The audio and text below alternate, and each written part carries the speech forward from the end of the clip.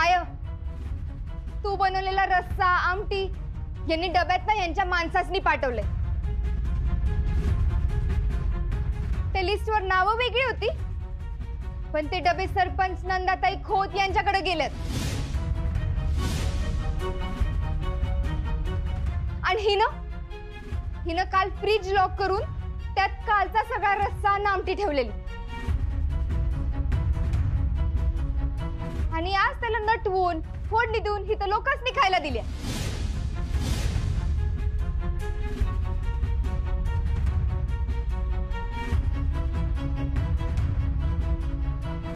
यामिनी, अगं सगळं तुझ्या मनागत होतंय, मग तरी बी असं का वागल्यास तू? अगं आजवर तुम्हाला माझ्या लेकीसनी जे काय बोललीस ते मी ऐकून घेतलं, पण माझ्याकडे आलेल्या लोकांनी फसवलेलं मी अजिबात खपवून घेणार नाही। ये बघ आके, तुझी शपथ कर। बस, शपथ घेतलेली असली तरी मी माझ्याकडे आलेल्या लोकांची फसवणूक मी अजिबात खपवून घेणार नाही। मला फक्त 1 तास वेळ द्या, तुमसनी ताजं जेवण करून वाटते मी, आणि त्याचे पैसे बी देऊ नका, पण पोटभर जेवून जा। ए काय थांबा, पैसे देऊ नका, काय चाललंय काय? जेवण काय फुकट येतं का काय? त्या जेवणाचे पैसे आम्ही देऊ, पण आता आई म्हणतात तसंच होईल।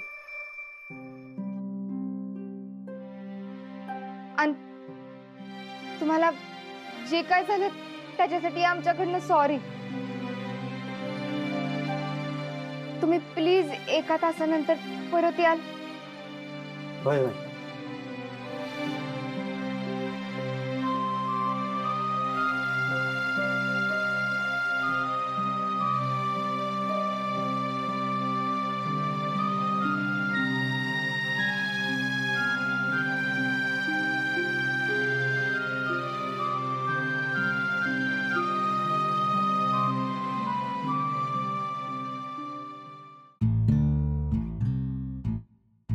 काय रे, परत जायचं का तिथं?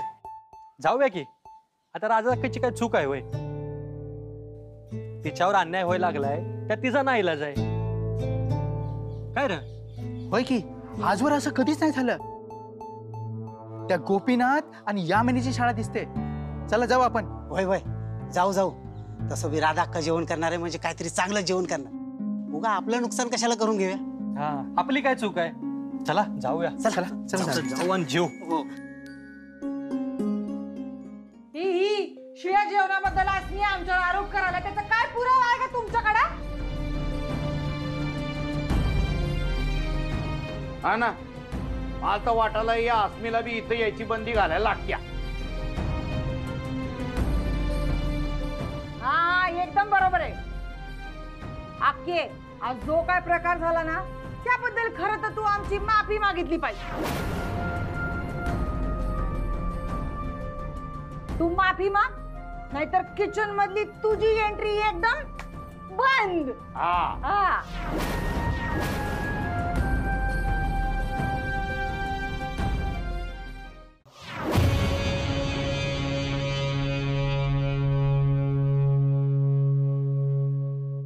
कुणाचं काय बंद होणार, कुणाचं काय चालू होणार हे आता मी ठरवणार आहे।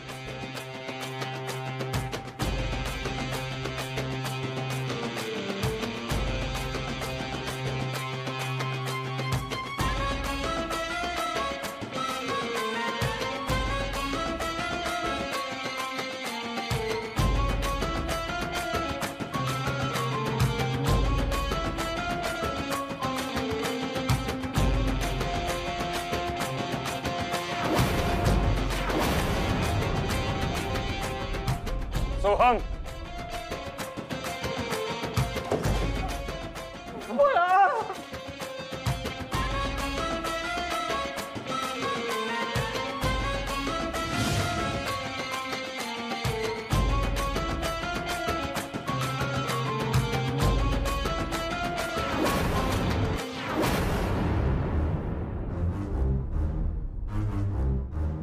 अक्का ओळखलं का याला? आठवतंय?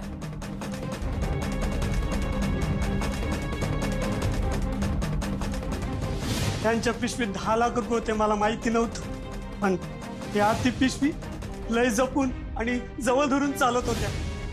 मला संशय आला की त्या पिशवीमध्ये पैसे नाही तर दागिने असणार, म्हणून मी ती पिशवी चोरली. वय अरे हा त्योच चोरायच्या ना आमचे पैसे चोरले.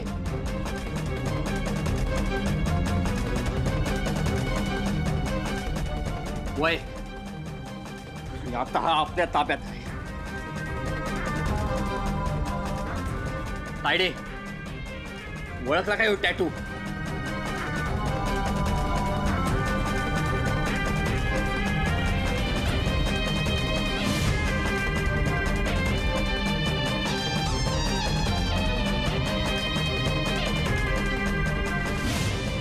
वय यो यो तोच टॅटू आहे.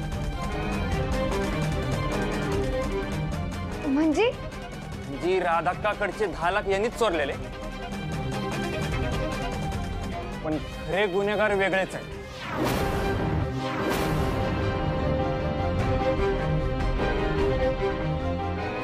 कोण?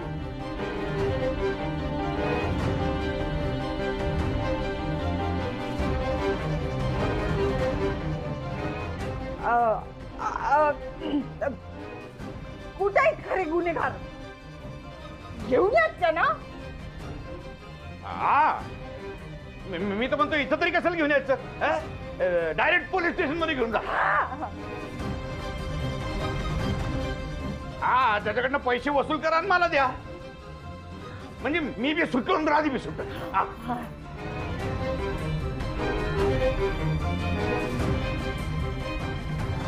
आणि त्या चोराला का नाही एकदम चांगली मोठी शिक्षा व्हायला पाहिजे. होणार की शिक्षा होणारच आहे, चांगलीच शिक्षा होणार आहे.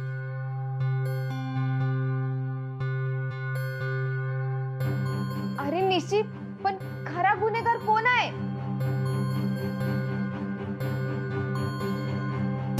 सांग रे. बोल.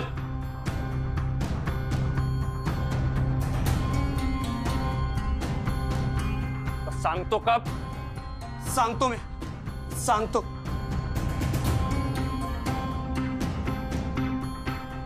ना पैसे घेऊन काम करणारा माणूस. मला काम आलेलं की राधा काकडचे पिशवी चोरायची आणि नेऊन द्यायची.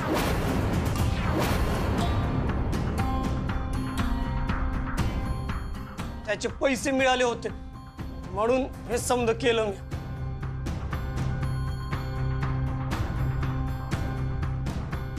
आणि तू ते पैसे कुणाला दिलेस?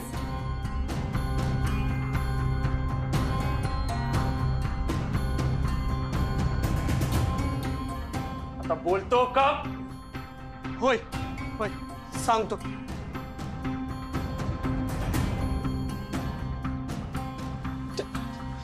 ते पैसे म्या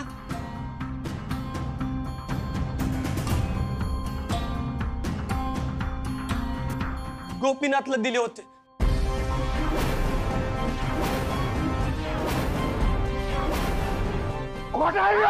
खोटं बोलतोय. मी माझे पैसे कशा चोरायला सांगेल? खोटं बोलतोय. खोटं आहे.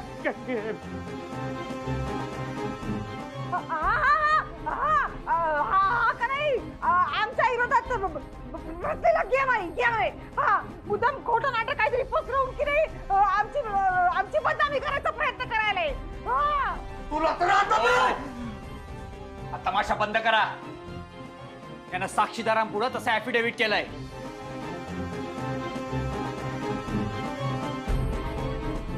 मग काय झालं? ते साक्षीदार मी तुमच्याच बाजूचे असतील.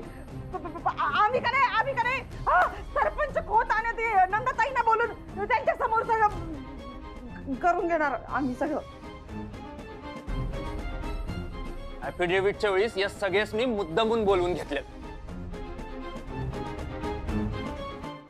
आणि गोपीनाथ चोराला जेव्हा फोन करत होता ना, त्या जुन्या सिम कार्डचे सगळे कॉल रेकॉर्ड्स बी आमच्याकडे.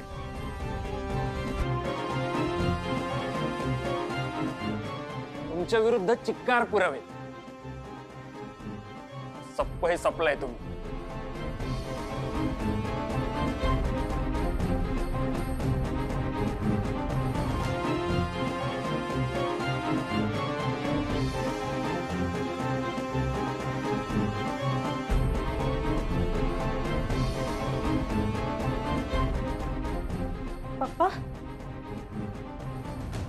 चोरी तुम्ही करायला सांगितलेली?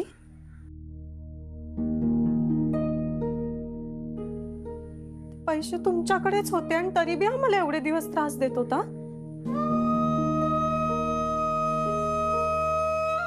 गुंड मारून टाकतील अशी खोटी भीती घालत होता आम्हासनी.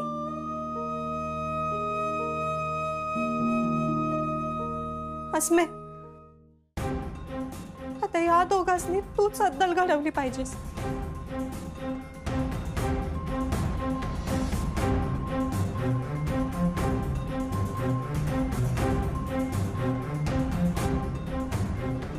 पप्पांनी ते पैसे व्याजावर घेतलेले. ते 10 लाख रुपये माझ्याकडे असताना चोरीला गेले. ते कर्ज फिटेस्तोर आजी खानावर यामिनी आणि यांच्या ताब्यात राहील. तेव्हा त्या 10 लाखासाठी तुम्ही आम्हाला मिंदियात हे कधीच विसरायचं नाही.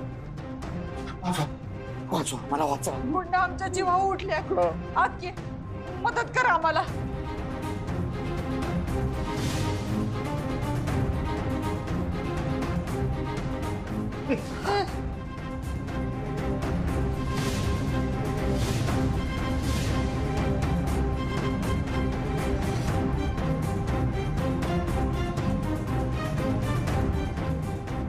इतक्या टोकाचा नालायकपणा,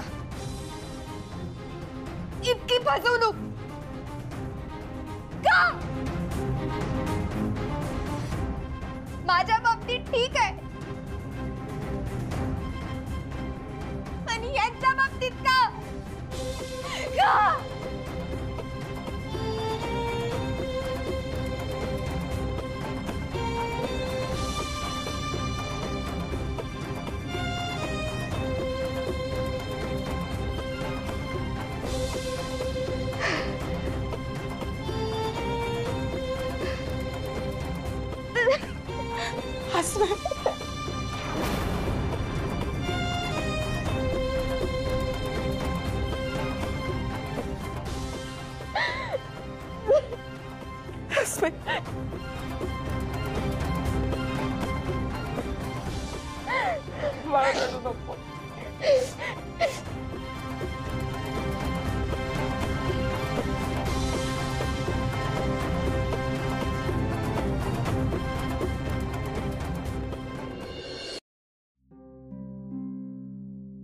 यामिनी,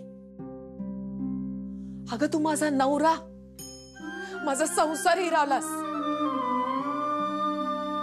तरी बी मी कधी तुझा द्वेष केला नाही, तुझा दुस्वास नाही केला.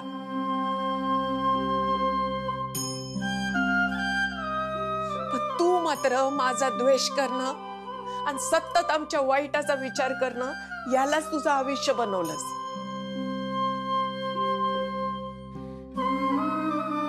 अगं नवरा चुकत असला तर बायकोनं त्याला समज द्यायला पाहिजे, थांबवायला पाहिजे.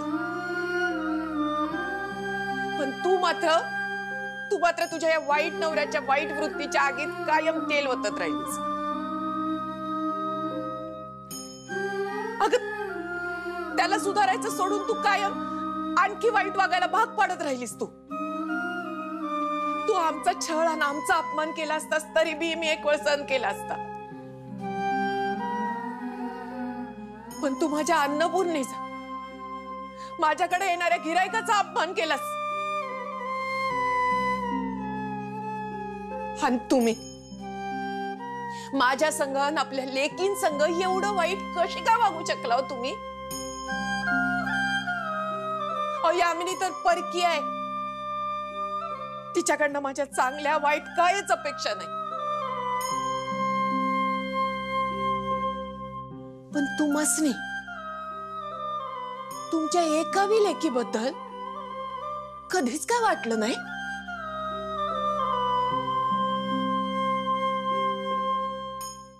हो माझी आसमी,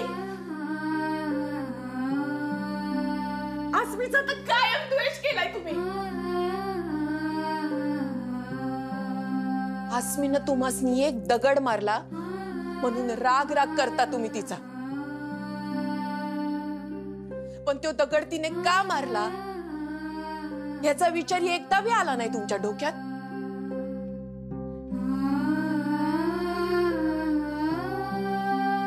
म्हणून थापानं फनफनलेली, म्हणूनच मी तुम्हासनी बोलवायला आलती. तेव्हा तुम्ही या मेनी बरोबर लग्न करत होता.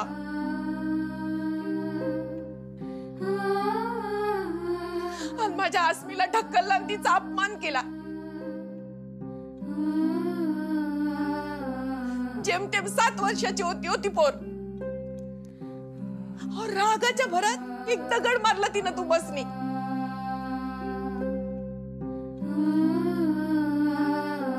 अहो तिनं मारलेला तो दगड लक्षात ठेवला, पण गुंड तुम्हासनी मारत होते तेव्हा तिनं तुम्हासनी वाचवलं हे विसरला?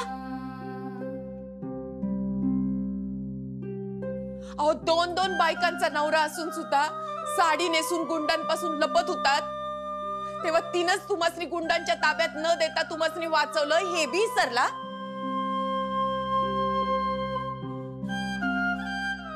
आसमीनं तुम्हासनी मारलेला तो एक दगड लक्षात ठेवला तुम्ही, पण आमासनी सतत मारलेले धोंडे विसरला तुम्ही.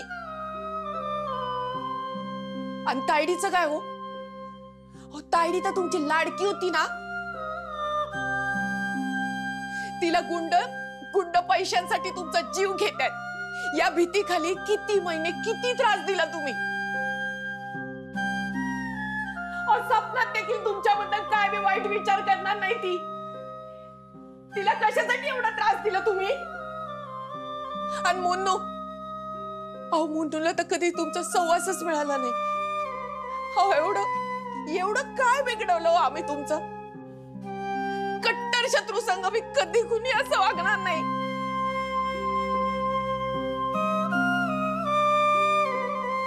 कपाळावरची ती एवढीशी जखम सदन कदा कुरवळत असता, पण आमच्या मनावर सतत केलेल्या एवढ्या जखमांचं काय?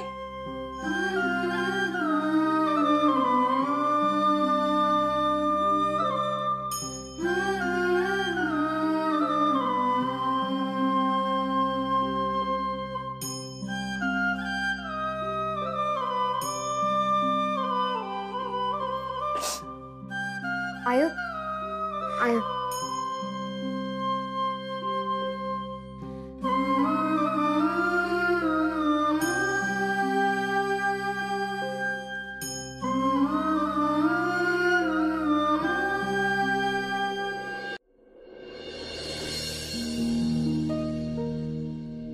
अक्का या माणसासाठी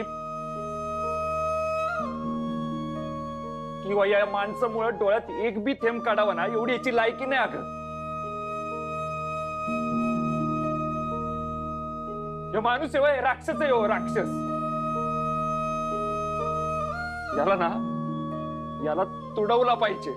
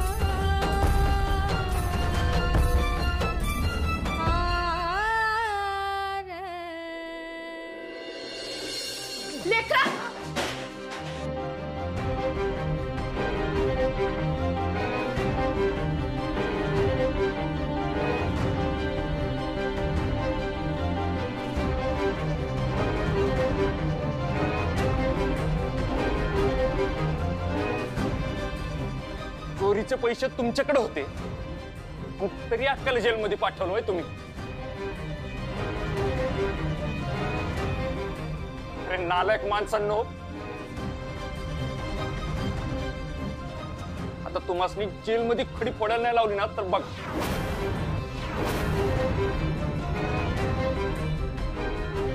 अशी एक नाही 56 केसेस ठोकायला सांगणार आहे तुमच्यावर.